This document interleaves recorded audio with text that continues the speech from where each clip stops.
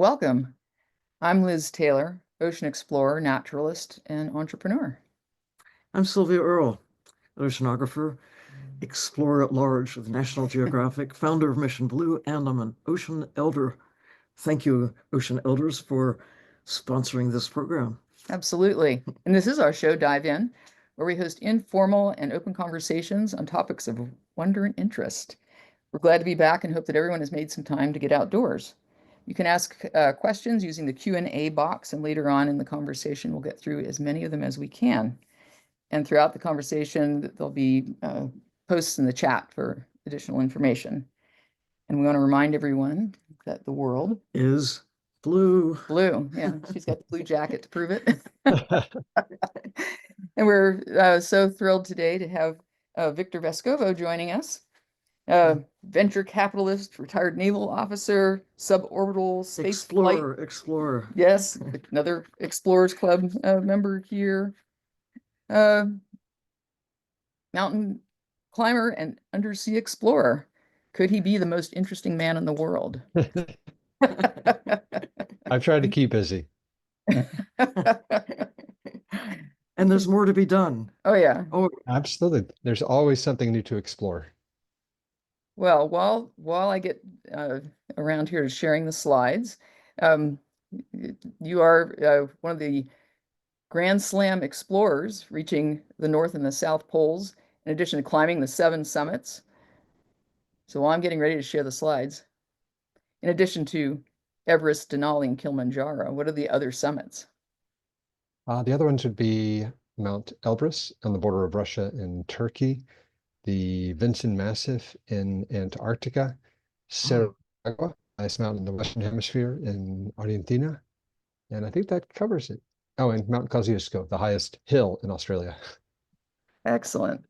And maybe perhaps the most dangerous, the Karstens Pyramid, which is the so-called 8 summit, which is the highest mountain on the non-continent, which is in the primordial jungles of Papua New Guinea at about 16,000 feet on the equator. Very difficult to get to and quite treacherous. It sounds extremely treacherous, like the weather could really shift in a hurry there. Yes. This is one of our favorite views of the planet, the great blue back of the planet.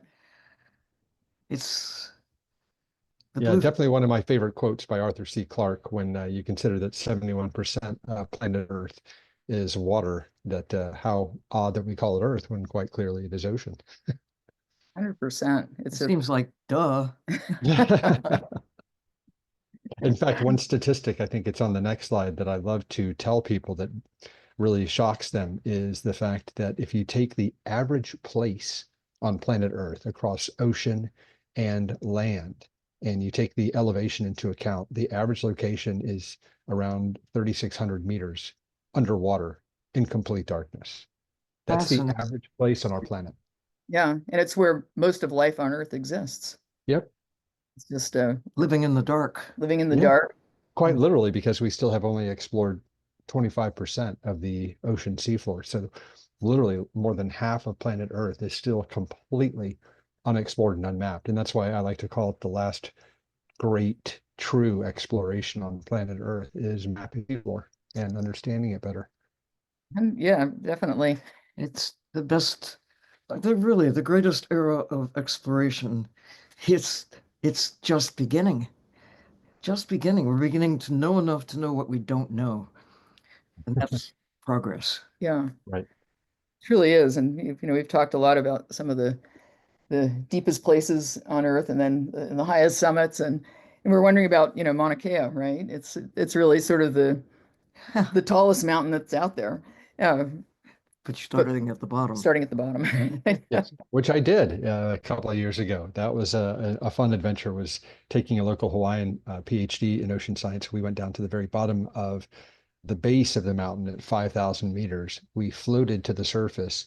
We then, using no internal combustion power, we kayaked 23 miles to the shore. Then we biked up to the observatory on Mauna Kea where it got too steep. Then we hiked to the summit. So it was the first bottom to top ascent of Mauna Kea that I think has ever been done. And that's technically higher than Everest. Yeah, I would call that the summit to plummet. Yeah, it was definitely quite exhausting. Well, let's talk a little bit about the value of direct exploration. I know you had this kind of customized vehicle built for your explorations to the deepest points in the ocean. The five deeps, right? Right. Yeah. And what was most fascinating for me was the fact that I was able to push technological barriers. I'm a venture capitalist, unlike, Dr. Earl or yourself, Liz. I am not a marine scientist. I'm not smart enough to do that. I love technology and I love building vehicles and piloting them. I've been a pilot since I was 19. And back in the mid to the 2000 teens, I honestly was shocked to discover that we as human beings had not been to the bottom of four of the world's five oceans. I And I know. read about Richard Branson had tried to do a project called the Five Dives, and he chose some technology that unfortunately, used quartz crystal and carbon fiber. It wasn't going to work. Oh, But I thought, we'd been to the bottom of Challenger Deep twice, once in the 60s with Don Walsh and Jacques Picard, and then once with Jim Cameron in 2012. And I said, well, it's technically possible. So Yeah. what would it take? yeah. This is this was the vision. This was 1990, Oh, 35 years ago. Don Walsh and I and quite a few others were really, you know, as perplexed as you have been about what is stopping us, what holds us back from wanting all the glory of going high in the sky. What about going to explore this part of the solar system, this part of the universe? This planet really rocks.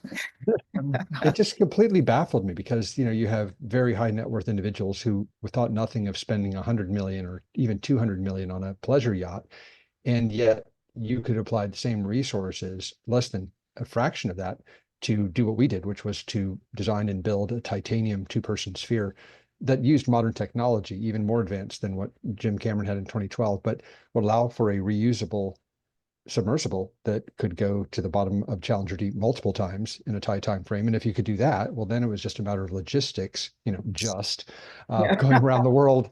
But there was also the challenge of actually finding the other four deeps because they had not been mapped. So there was that Yeah. issue. It was a collection of problems, but they were all solvable. And I was just amazed that no government, no other individual had really signed up, with the uncertainty inherent in it, to write the check and see it through and do it personally. And Yeah. I'm from Texas, and we hunker up and You get go stuff home, right? done. Yeah, that's what we do. but that's the power of individuals who can set their own priorities and make it happen. It just wasn't a priority for any government agency anywhere in the world after the 1960 demonstrated capacity to go to the deepest part of the ocean. Mhm. But then why? That was our puzzle back in 1990 and before, because it just seemed impossible that we have all of this technology and the ocean was even 35 years ago was clearly in a state of change. We need to understand the ocean, and to understand it, you need to be able to get not just to the surface, but throughout its full volume, surface to bottom. And considering where we were then about mapping the ocean floor, just the bottom part, and where we are now, we've made great progress. But why haven't we? I mean, you are really embarked on this, again, leadership. You'd think that this would be a government priority, that, that we would have done this a long time ago.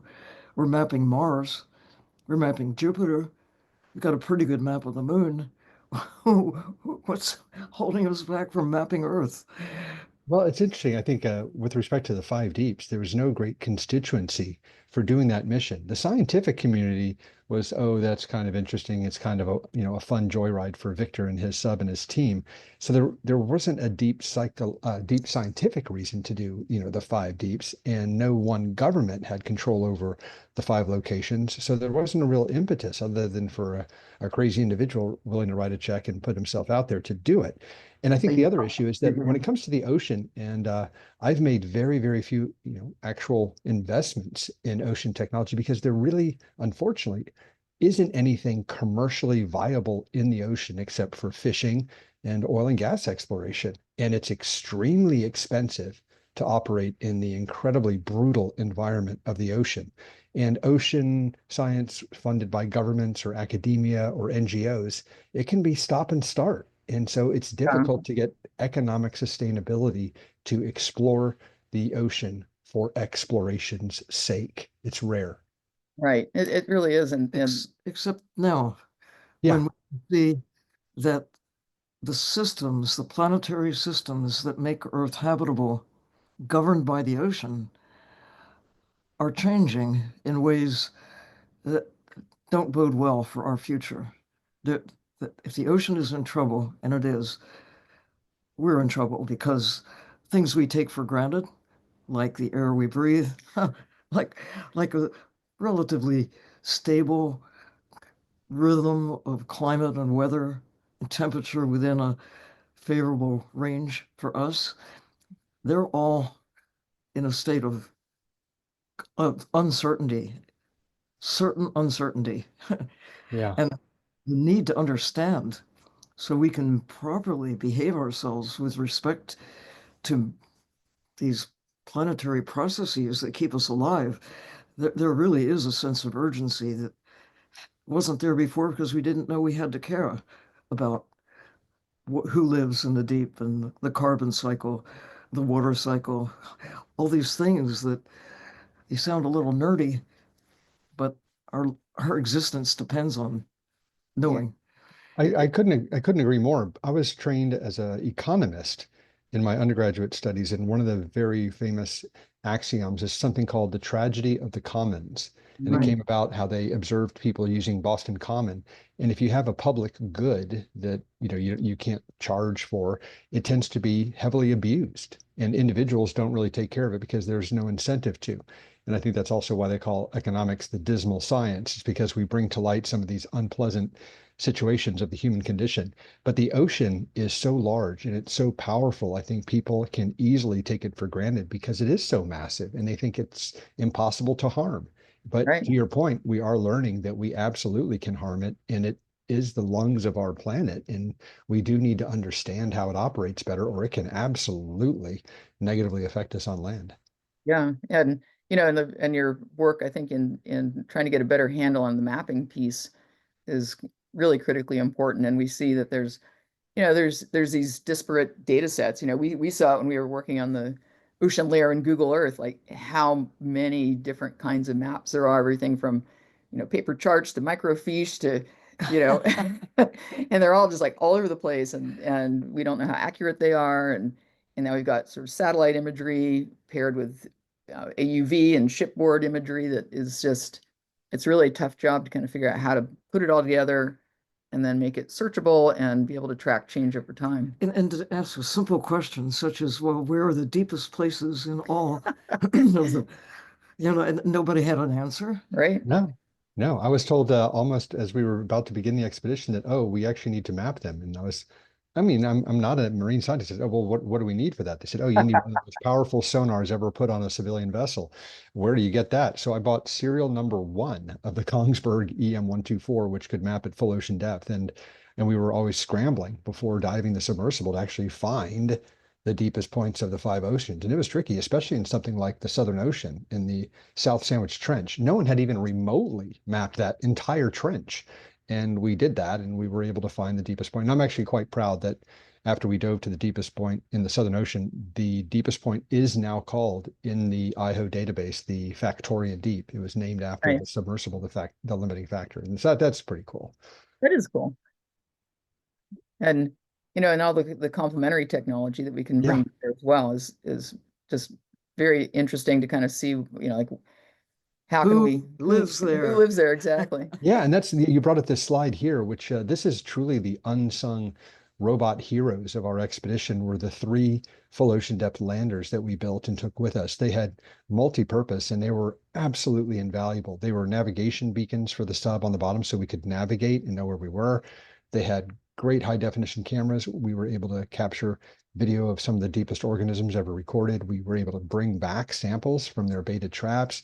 We collected millions of kilometers of data up and down the water column as we went all over the world. And it was pretty cool because within a 10-month span, we dove to the bottom of all 5 of the world's oceans, a lot of other places in between. We did a lot of lander drops. And so we were able to create a baseline of oceanographic data captured within a 10-month period using the exact same instruments, even the exact same scientists, which anyone in science knows that's kind of rare that you're able to get that and hopefully reduce the error terms on your measurements. So we're hoping that that's a baseline for the oceans that could be used for hopefully centuries. Yeah, But part of the value is, yeah, we need the instruments. We need these remote stations. We need all the technology we can, all the tools. But there's no substitute for having you, Victor, and having Don Martin, having Kathy Sullivan, having individuals who bring what they've got on their shoulders, in their brains, and their experience into the ocean, and then having all their sensors activated. Yeah, and then bringing that back and sharing the view. There's just nothing that can compare. Yeah, and there's a media element to it as well. I mean, I certainly got criticized early on for saying, "Oh, this is just a joyride," and what are you really doing? It's not real science, so to speak. But I think one thing that the scientific community sometimes loses is that if you want funding, if you want people to take an interest in some of these important topics that can be, to use your word a little earlier, a little nerdy, there has to be some element of excitement. And exploration is exciting, like it was in the golden age of exploration. Roald Amundsen, my hero, going to the South Pole, what was the great scientific utility of that? Well, it was completely overwhelmed by the sheer audacity and adventure of getting it done. And there was an element to that, to the 5 deeps. And I hope even in a small way that we, through our expedition, reignited in people's imagination an interest in the ocean, that it is an exciting endeavor to explore in the ocean, and that we do, oh, by the way, need to understand the nerdy parts of it as well. And I think sometimes you have to have both of that. You need a little bit of the drama, you need a little bit of the excitement, a little bit of technology to get people excited, but that allows the science to happen. Yeah, I loved it when we had Dawn Wright on an earlier dive in, and she had the little Lego figures of the sub and herself, and little movie made about it, little kind of a little cartoon movie, and a book that came out with it, with links out to all kinds of other data sets and so forth. It's communicating, really that communication piece with people where they live, where they're at. And then Kathy Sullivan, she's like, I'm now the world's most vertical woman. Yes, I'm very proud of the fact that she is not just the first woman, but she is the first human being to have gone into space and gone to the bottom of the ocean. And I'm very, very happy that I was able to share that with her by taking her down, because I'm convinced that the Chinese government had no idea what we were doing back in 2016, and it was their intention with their Fenju submersible to take the first woman, to take the first multiple people back to Challenger Deep in the first time. So it got to be a little bit of a race, and I'm very happy that my country, in an individual effort, not a government one, was able to make those accomplishments. Yeah, it really is the having that individual spirit is so important. Absolutely. The why not? Yeah. Why not? Yeah. What if I said the 5 most dangerous words in the English language are how hard could it be? And I certainly found out. But there you go. That's an example. There's a map showing where we went with the pressure drop and the limiting factor over a 4-year intensive diving period. We circumnavigated the globe twice.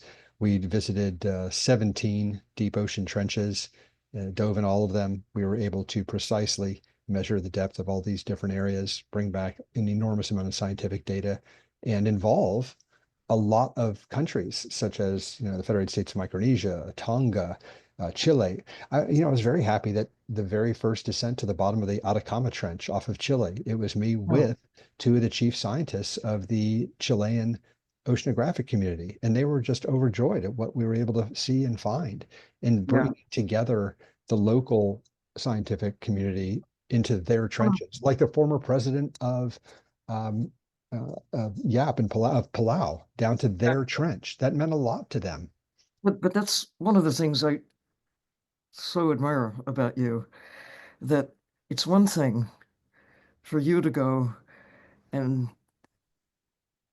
be the first to do all these amazing things, but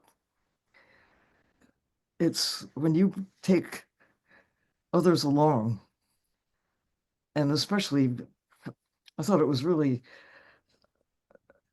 a classy thing to do, to take Don Walsh's son to the deepest part of the ocean. And in the place where his dad had dived in 1960. And to give him a first, close up personal view of that historic place and event that his father had achieved. And the young woman from Samoa, Yeah. the scientist, the Polynesian beliefs about their origin story is in the deep sea. Mhm. And you took her into the place in her, In the culture story.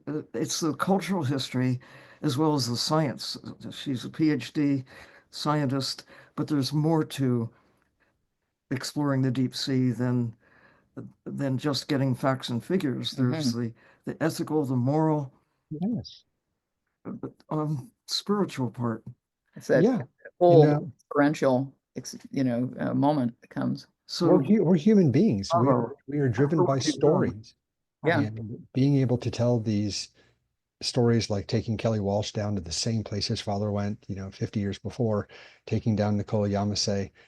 It's People know what the right thing to do is. It's just, pulling the trigger and getting it done and having it at some personal cost to you as well. But, what's the point of life if you're not going to live it correctly or as well as you can? I mean, one thing that just came up recently is that someone that was very dear to me was PH Narjule. He was my Yeah. technical advisor to help me build the limiting factor. He was the safety officer during the Five Deeps expedition, and he passed away on the Ocean Gate Titan submersible at the Titanic. He was wearing a watch. They only made 50, Omega did, of a commemorative Five Deeps watch, and he was wearing one when he went down. I was contacted by his son just this week, who is asking me, is there, any memento I have of that timepiece? Is there any connection I can make? And I actually have one from another member of the crew that had to part with one.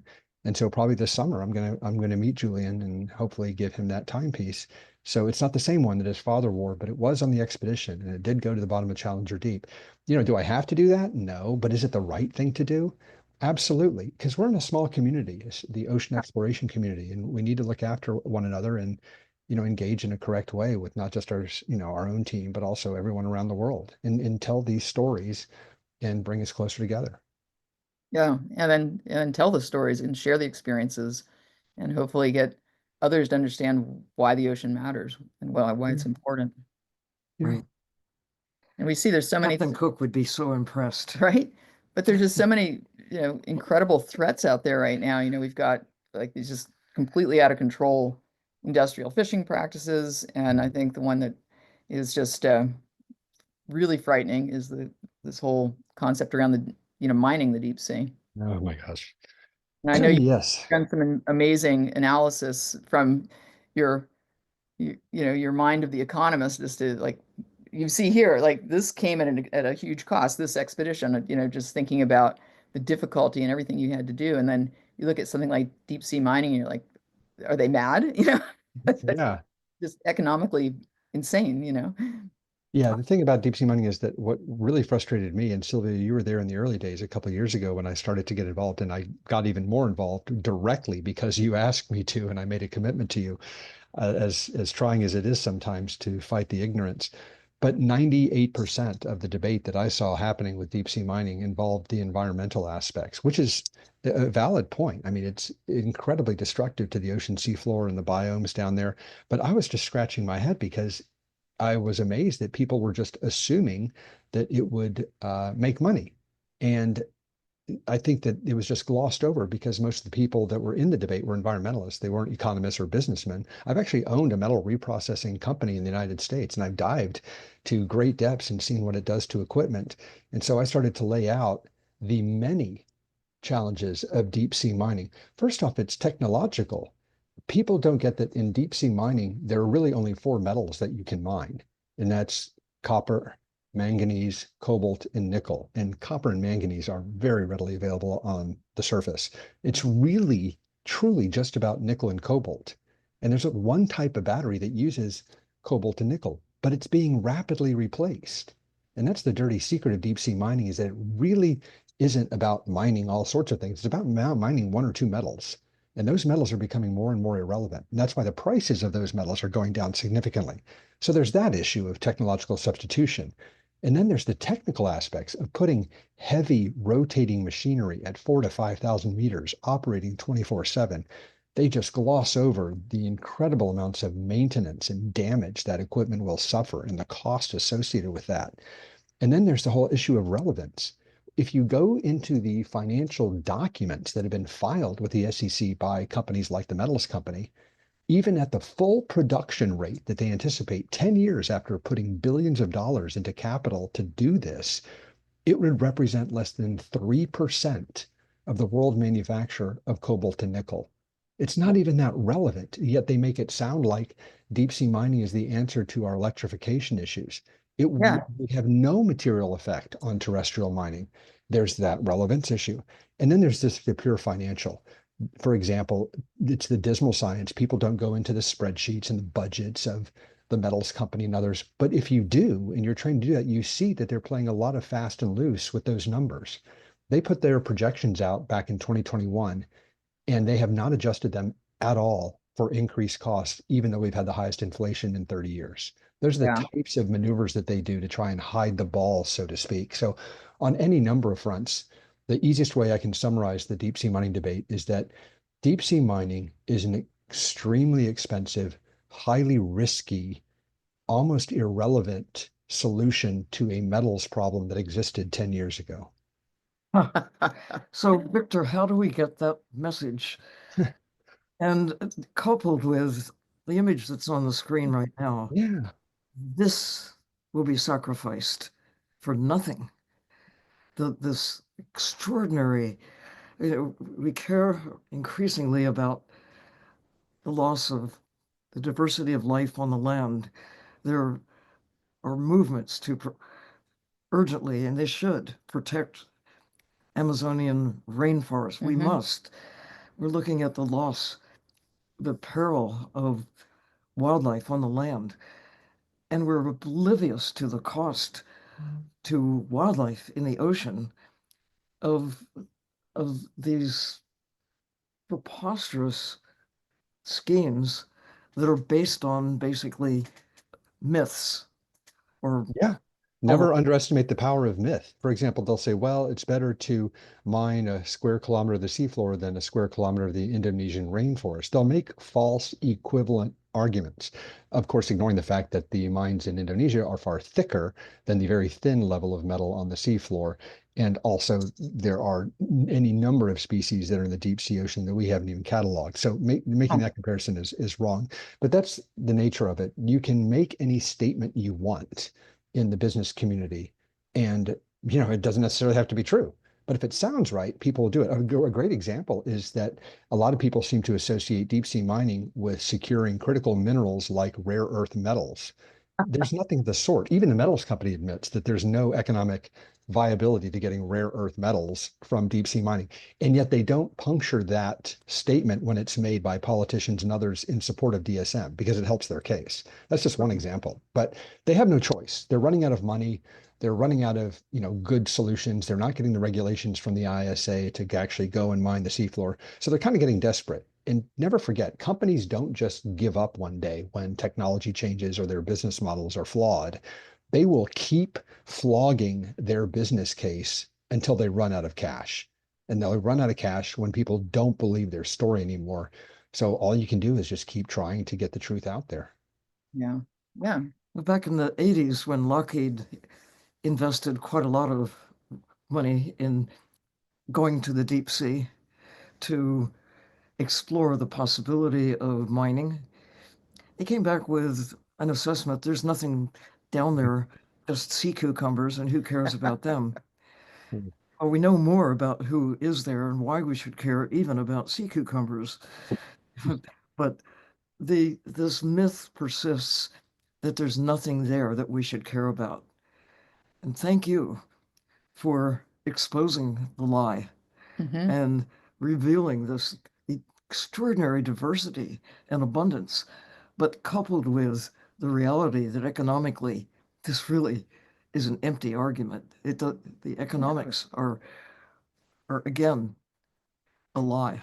Yeah. I mean, Well, I'll play the devil's advocate, and I've heard this argument. For example, I won't name the country, but the a minister at one of the ocean countries that is supportive of deep sea mining, he put it quite plainly to a reporter and saying, maybe it will work and maybe it won't. But if it does work and we get a couple of million out of it to build a hospital in my country, it's Right. worth it because then we'll save human lives.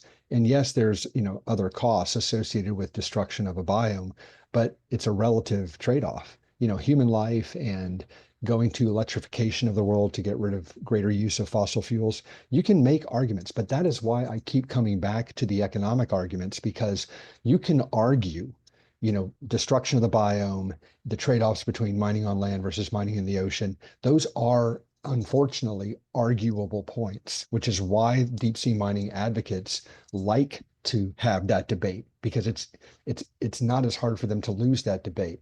But digging into spreadsheets, digging into the market price of the metals, digging into the technical challenges of putting heavy machinery at 4,000 meters and operating it, those are real things they don't want to talk about oh because no. it's really hard for them to win on because it's obvious that they're not being truthful. Yeah. And we're not even really thinking about, like on this slide, talking about the microbial mats and the tremendous number of small creatures throughout the water column and especially down in the sediments and around these mat formations and so forth that we know Yeah. nothing about really. Microbes rule. Yeah. But we do know that some of the very remarkable, medical breakthroughs that really do save human lives have come from the ocean, looking at these living systems, discreetly sampling, not sort of blithely tearing up the seabed. And that's, it really is kind of similar to the rainforest and looking at these areas as potential sources for new medicines that will help people. I agree. I mean, people ask me the same, Victor, why are you so passionate about this topic when it seems you're convinced that it's just going to fail economically? And I believe that's true. I think the current expected case is that, certain companies, especially the metals company, they want nothing more than to be able to say publicly they are the first commercial mining operation for the deep sea floor. And with that, they would get some notoriety. They potentially would get more funding. Heck, maybe they even get bought out by a large mining conglomerate. That's what they want to have happen. Sure. And I think that once they start mining the seafloor, they will lose so much money so fast that they will run out of cash and it will be proven that it doesn't work. What I'm trying to avoid is having that economic point made only with the destruction of tens of thousands of virgin seafloor. I think we can stop it before it starts, but unfortunately the trajectory is that they're gonna try and do what they do and they're gonna eviscerate parts of the seafloor to prove that their math doesn't work. But that often happens in business, unfortunately, with mining and other projects. Sure. Yeah, it really does. But, the evidence is there that even like from back in the 1960s when some test trawls and things were done out there, those scars still remain. There is not any restoration of the environment. The nodules themselves are essentially living organisms. They're just covered in those microbes that are fixing those metals out of seawater. So it's really equivalent to it just extracting more life from the ocean and the peril of our own lives. Yeah, I think there's a slide coming after this one that it showed the rock that we took from the bottom of the Mariana Trench under an electron microscope. This is what it actually looked like at the bottom of the Mariana Trench. You can see that's not just sulfurization. Those are actually colonies of bacteria that are Mhm. gold colored. You can actually see their Beautiful. stalks with the naked eye. But if you zoom in even more, like on the next slide, and you look at the electron microscope of it, you can actually see colonies of extraordinary animals.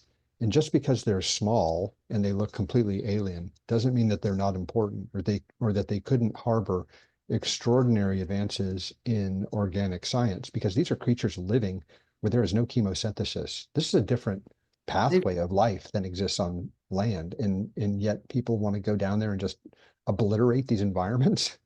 Yeah, and the incredible pressure that these animals live under. I Yeah. mean, with our little frail human bodies just be squishy. Yeah. And these guys are thriving there. well, it's taken like 4.5 billion years, mostly the action of microbes like these little guys, to shape rocks and water into the miraculous living planet that we now take for granted. But going back 2 billion years ago, and we can, using the lens of geology, these were the principal, I mean, microbes, that's all there were. They ruled. Lots of life, but entirely microbial. Those little guys are still around. They're still shaping rocks and water into the habitable planet that we tend to take for granted. But we need to recognize this is our life support system, and we need to take care of it because literally our lives depend on it. And what about this discovery, Victor, of generating oxygen, Oh, the dark the oxygen. dark oxygen Yeah. in the deep? Well, I consider it suspect. There hasn't been, I mean, there have been some great scientists that have a theory and they think that they have evidence, but my own scientific team that I've worked with, they view it with some degree of suspicion. I think quite rightly so. It's quite a major discovery. There needs to be a lot more evidence. But if it does indeed find out Elect to be true, it's a big deal. But that's another reason why there should be a moratorium on deep sea mining so we can do more investigation and find out if it's actually true. Because God forbid, the last thing you want to do is start ripping up one of the key sources of oxygen on the planet. Yeah, right. Do you like to breathe? Yeah, I mean, especially when you don't need to. That's what's so frustrating is the Yeah. relevance argument for deep sea mining. People's jaws drop when I show them the very basic math about how relevant deep sea mining would be in the overall context of mining nickel and cobalt. Oh, here's another statistic that will blow your mind. There is such a glut of nickel on the world market that Indonesia announced in December that they may mothball up to a third of their production of nickel because the prices are too low. Wow. That amount of production is 6 times more production than the maximum production rate of the metals company. So why on earth could that Why? possibly make economic sense to Yeah. spend billions of dollars to start mining the seafloor when you have 6 times that amount of capacity mothballed that's already been exploited? It makes Yeah. no sense. Makes sense. And also the technologies for recycling metals that we've already recovered for other uses is improving as well. Mhm. So we have less waste, more circular manufacturing, and even less reasons to continue to exploit new raw materials. Mining is necessarily destructive business, but on the land, you can see it, monitor it, take actions to minimize whatever damage is caused. What was going on in that last slide before you Before I go step back. away? Oh, Yeah. that's just the lander taking a picture of the submersible. That's how you do a selfie at the bottom of the ocean. That's right. I like it. And that's a baited trap showing the incredible number of amphipods. That's at Challenger Deep. And it was Yeah. just extraordinary. Even after just a couple of hours, it was teeming with life coming after this feast that we prepared for them. So where are the sea cucumbers? Huh? They take a minute to get there. They're not as quick as some of the other. No, the amphipods are pretty aggressive and they're pretty quick. The sea Yeah. cucumbers come later. Yeah, they kind of waddle in. Yeah. And that, of course, was the most unusual thing we ever saw on the Five Deeps expedition. That is a stalked ascidian of some kind. It was definitely a new species, according to our chief scientist. And we believe it smelled the bait on the lander, and it actually, you can't see the video, but it actually was far off in the distance, and it floated right towards the lander, did a 90-degree right turn in front of the camera, and then moved on. And this is just such an unusual creature. What's really fascinating is that that same creature was just recently spotted in a trench off of Antarctica, so 10,000 miles away from where we first spotted it. And Wow. the same research team found it. So it's an interesting species, and hopefully one day we'll be able to capture and analyze it. Yeah. Yeah. It really is tricky to sort of build the right kinds of sampling tools that you can capture and observe these animals without, destroying them in the process. Especially And at that depth, they tend to melt yeah, when they come up to ambient pressure. Yep, yep, they're but the adapted similarity there. of condition across a broad area, pressure and temperature and darkness, um, that change dramatically vertically, but horizontally at the similar depth, you get similar conditions. That's notwithstanding ocean currents Yeah, I was just gonna, that can shift, but the idea that the deep sea has just, in some ways, great stability, but for long periods of time,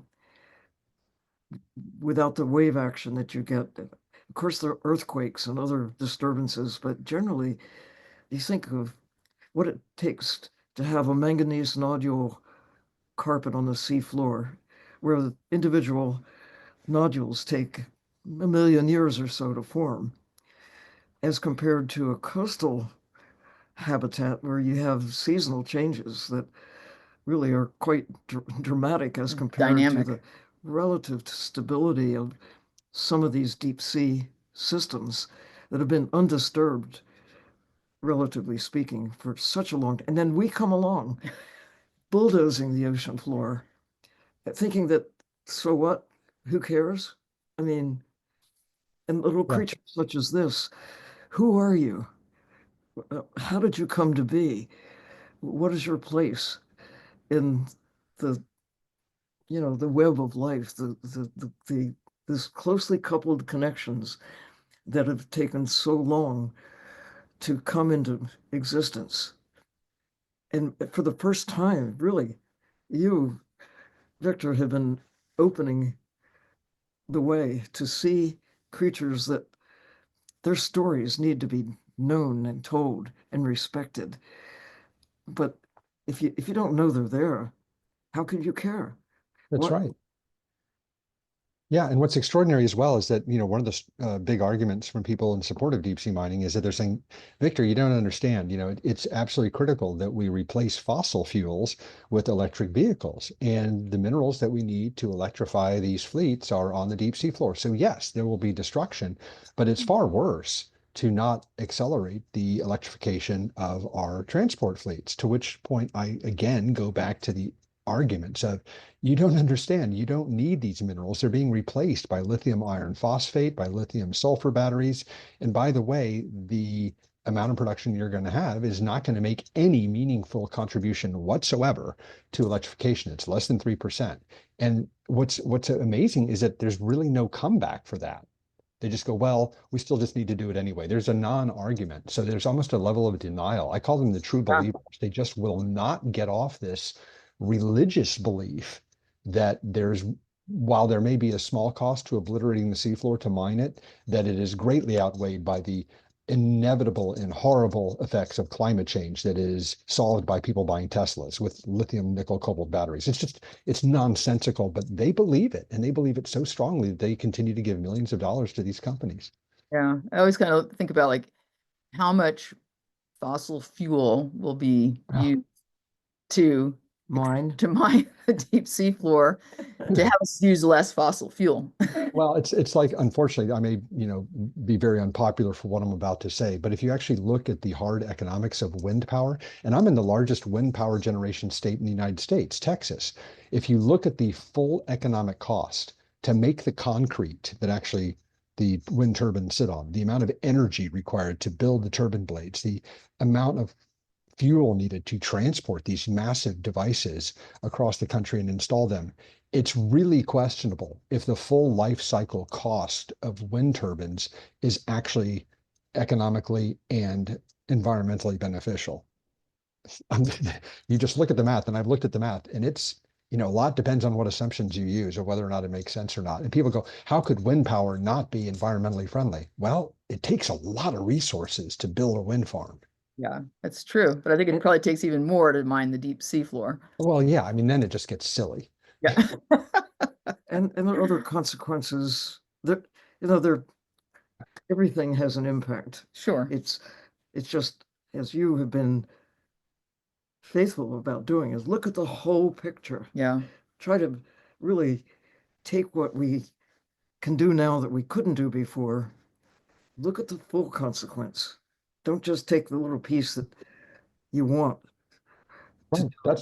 That's why I'm a huge supporter of just raw technological investment, investing in basic science. For example, there are companies I love to support that are trying to reclaim rare earth metals from tailings, from normal Yeah. mining processes. How can we actually get what we need from the planet with the lowest environmental footprint while being very, very honest about the economics and the full life cycle costs? That's why recycling actually is quite important. But a lot of recycling doesn't make sense. Recycling cheap plastic just doesn't work economically, but recycling cobalt does.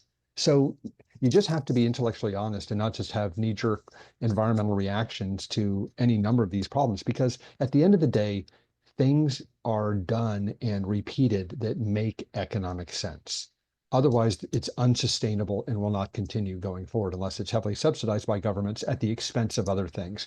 Right. Again, I, it's very unpopular, but that's the iron rule of economics. It's dismal, but it's about economic trade-offs. Mhm. Looking at the whole true cost, not just the piece that you choose to slice out of the whatever the activity. Oh, agreed. You love this, Sylvia. I mean, some people have begun to actually do the analysis of, well, let's put a cost on the environmental destruction that deep sea mining would cause. How do you value that? That's actually a very difficult problem in economics, but you can put some degree of price tag on it. It's not $1 and it's not $100 trillion. It's somewhere in between. But if you add that cost or a remediation cost to extracting metals, it absolutely makes obviously no sense because trying to remediate the deep sea floor at 4,000 or 5,000, even if you can, would be exorbitantly expensive. And Oh so yeah. that's why they're basically trying to say it doesn't matter. And And you of need course, two we know it million. does. A few million years. Yeah. I mean, all the ISA has to do to kill deep sea mining in a stroke is just say, okay, that's fine. Here are the regulations. You can go mine the deep sea floor, but you're going to have to pay the rest of the world, $1,000 per square kilometer that you mine for reclamation. That would just destroy their economics in a stroke.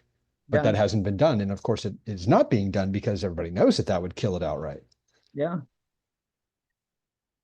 I Ah, like the this. Titanic. I like this picture because it kind of shows, microbes in action, right? Yeah. They're just steadily Chewing away. chewing away and recycling our trash at the bottom of the sea. That actually unbelievably was the most dangerous dive I probably did. It was, only 4,000 meters. It was shallower than many of the other dives I did, but it was the most dangerous because the currents there Yeah. are extremely strong and we were pushing the sub around, sometimes into the wreck. And there are a lot of cables and a lot of Yeah. potential entanglement hazards. And that's the one thing you do not want to have to deal with in a submersible is getting entangled. No, entanglement is a major problem, but I really love the point that you brought up about, tracking and mapping the currents, because that's like another factor in understanding the ocean that people don't even think about. The number of times we've tried to launch a submersible and there's a current going this way and another going this way, and it's like as wide as like Mississippi River size. But we've got all kind of like DVLs and sensors to kind of tell us when we're about to encounter them. But they can just be like that unknown element in any kind Mhm. of operation Even in the deep sea. in the deep sea. Yeah. Yeah, it was quite disconcerting around the Titanic. There was one point where I was at maximum power at about 1.5 knots, which was the limit of the submersible, and the current was stronger. Yeah. So it was a very disconcerting feeling, like not feeling I was in control of the submersible next to this massive wreck. It Yeah. was a white knuckle, couple of moments, but eventually got back control. But yeah, deep sea diving it is very safe with the vehicles that we build. The Ocean Gate Titan notwithstanding, we'd had a perfect safety record really before them. Yeah. But you have to, plan very carefully. You have to know what you're doing and you have to be careful. Just like mountain climbing. It's, Yeah. if you do it recklessly, it's dangerous. Yeah. You don't come back. It's only the round trips count. Yeah, exactly. Yeah. And but again, the human occupied submersibles are really do have a good advantage because they don't have sort of that tether like Yeah. deep sea mining vehicles have that tether that's just going to be moving and braking and again, a whole nother economic kettle of fish. But with the submersible, you don't have that sort of risk. So you do have a bit more autonomy and control.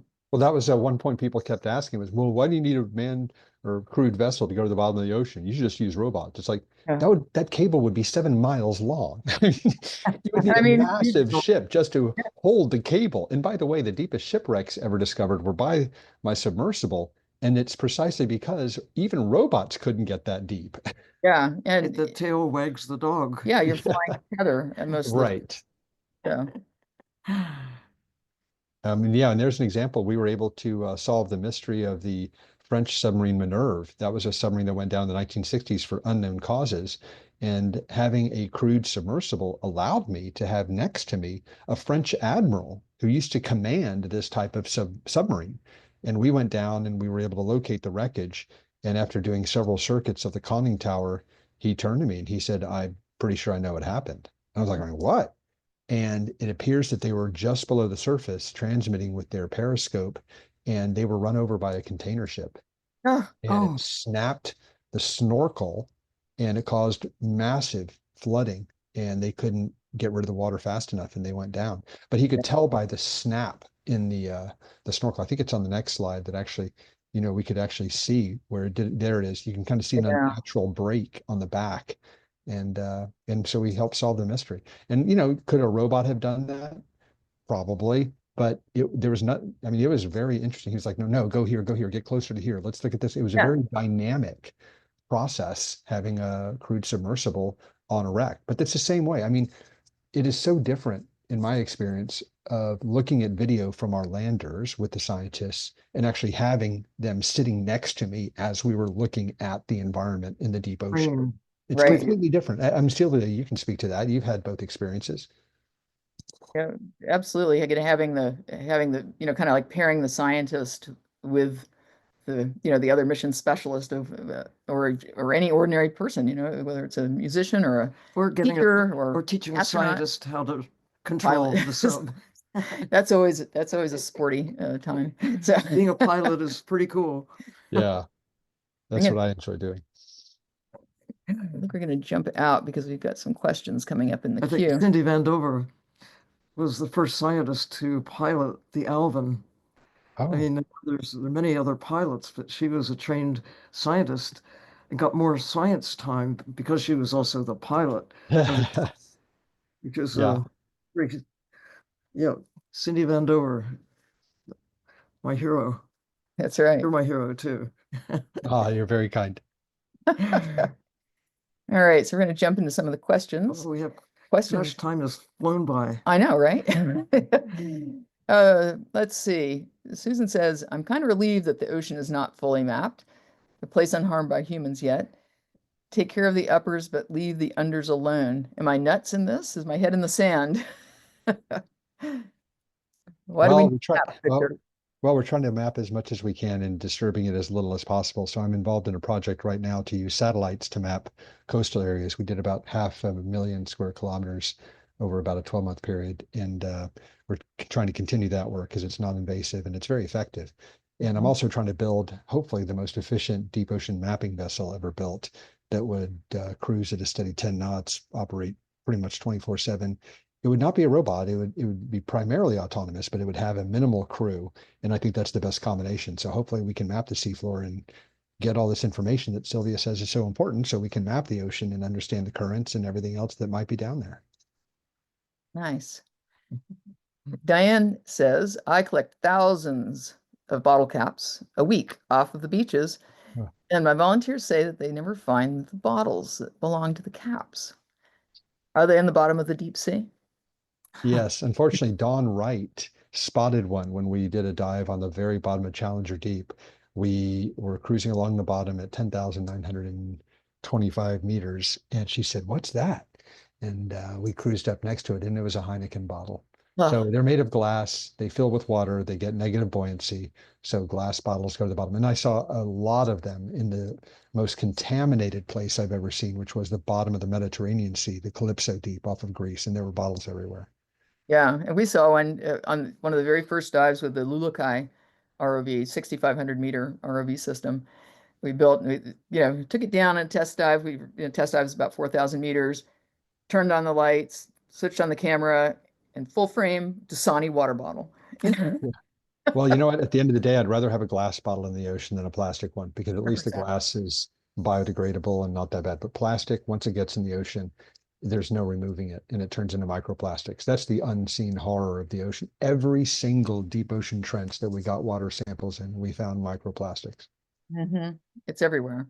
Yeah. Even There's in no us. straining it out. You can't get rid of it. People that want to clean up the ocean and get rid of these plastic gyres or other places, I mean, it's a noble intention, but it's not addressing the key issue of microplastics.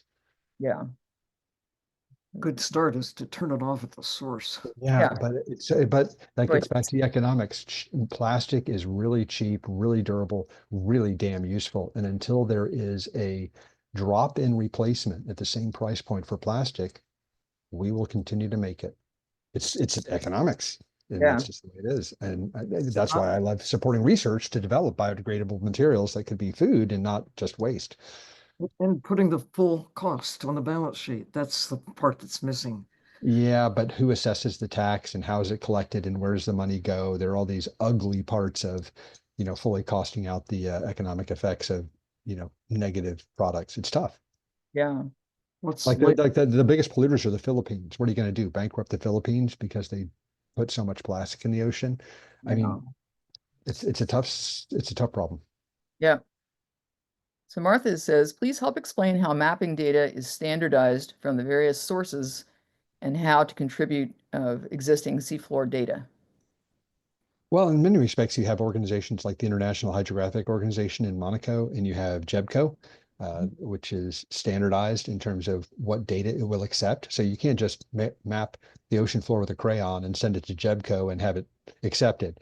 There are certain standards of multi-beam sonar and echo sounders that you have to have in order for the data to be qualified. So that's all the nerdy science stuff that they do. And so there are procedures in place to do that. So that's why it kind of takes a while sometimes to submit data and have it appear in the JEBCO database. Yeah. It's got to be kind of has to be collated. done right. Yeah. Yeah. But Okay. I mean, there's one university in the world, the University of New Hampshire, and kind of pretty much all the world's best sonographers all get trained in the same place by the same staff. So that provides a level of consistency on a worldwide basis that's very helpful. Larry Standard Mayer is- runs that department. And you know him, Sylvia. He's just the best. Yeah. Okay, let's see what other questions here that we haven't addressed Gosh, lots already. of questions. I know, something we've You talked about start things already. up, Victor. Okay, Jenny says, from everything that you've experienced in the deep, could you name one thing you wish everyone would realize and see? Personally, what has impressed you the most substantially? It goes back to what we were just talking about plastics in the ocean. That just blew my mind. The fact of how we did find microplastics in every part of the deep ocean. And therefore, I have this mantra, plastic can never touch the ocean. Just don't do it. Put it in a landfill, do whatever you have to do. Just don't let it get into a river or a stream or into the ocean because there's no getting it back. And I was profoundly affected by just seeing how much contamination there was on the macro level and in the microscopic analysis that we did, because I don't know what's going to happen when we get more and more and more plastic into the ocean and into the ecosystems. Yeah, So, it affects the chemistry. Yeah. Oh, and that we are the profound agents of change. good and bad. I mean, you say microbes across the board, they're the agents of change. Yeah. Positive way, but our power to alter the nature of nature in a few decades, a few centuries at the most. I mean, the good news is knowing what's happening. And you, in particular, are shining, opening the awareness to the nature of the deep sea in a way that has never been possible before. I mean, the technology did exist, but it takes Someone to write the check. somebody, Yeah. no, and to have the will. And the will, the Yeah. determination and the grit. Having the resources is one thing, but the will to deploy them and put yourself on the line, not just, sending people off to do this, that, or the, but you're doing it yourself.